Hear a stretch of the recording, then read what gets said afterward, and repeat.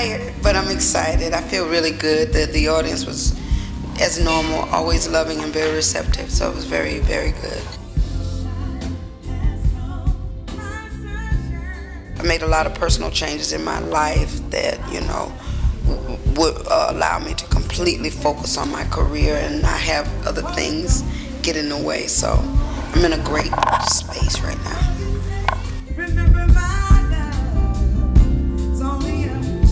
The title, Rich Girl, is not about money. It's about rich in everything but money. There's one song on there that is, you know, my personal favorite. It's called I Can't Take It. I had written a song because I'm a super duper fan of Amy Winehouse, and I wanted to do something that kind of, you know, let her know, hey girl, I feel you. And a month or so after I recorded the song, she passed away. So that was a devastating blow for me. However, the song is great. All I can tell you, it's a great piece of work. You have to pick it up.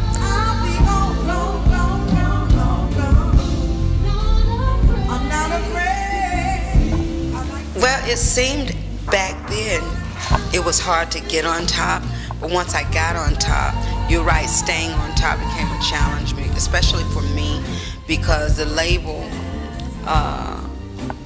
changed. It was a transition in the label at the time, which came at the pivotal point in my career where I was on top, and there I was kind of dangling off a tree, not knowing which way to go, being that it was a transition. I think I got caught in a transition. Had I been in a more stable situation, I think I would have stayed on top a lot longer. But I think with the transition of the labels and all the new people coming in, it was like 12 years of struggle to get there was gone in a fleeting moment, because it was like, oh my God, it's like a band that broke up. So you got to kind of find your way. So I struggled to stay relevant all this time, and I think, you know, in the past, you know, 10 years, I've made some pretty decent music. It's safe to say that it's finally coming back to me, because I lost it in transition. I didn't lose it because it was supposed to be lost.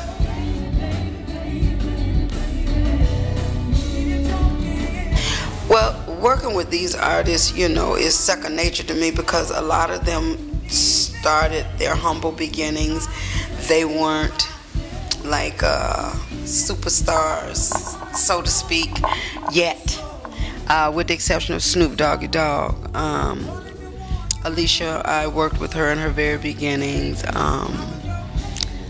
Quite a few people. Omar is one of my favorites. His album came out, and I came overseas and I heard this masterpiece of work, and I wanted to work with him, and he with me. So I ended up working with Omar and Carl McIntosh, which in my opinion are two of the greatest soul men in the United Kingdom. I would really like to do it and set it up properly. I think that will come along with the success of this album. It gives me a little bit more leverage to go in, but a lot of people want it.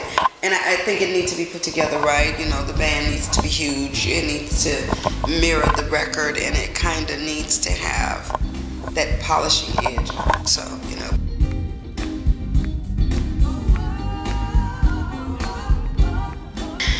Well, you know, she's finally maturing and coming to a place, you know, you have a luxury of being a child of a celebrity, but to me it's a curse as well as a blessing. It took my daughter longer to become mature. It took her longer to learn that she has to be her own woman, because, you know, I, along with my parents, spoiled my daughter because, you know, I was not there. So I'm happy now to finally see her maturing, becoming a woman at her age and having her own kids, and now finally deciding I want a career of my own. And I'm really proud to see that happen. Pozdravím, Infomusic. Y'all ready to sing with me? Come on. I said it again.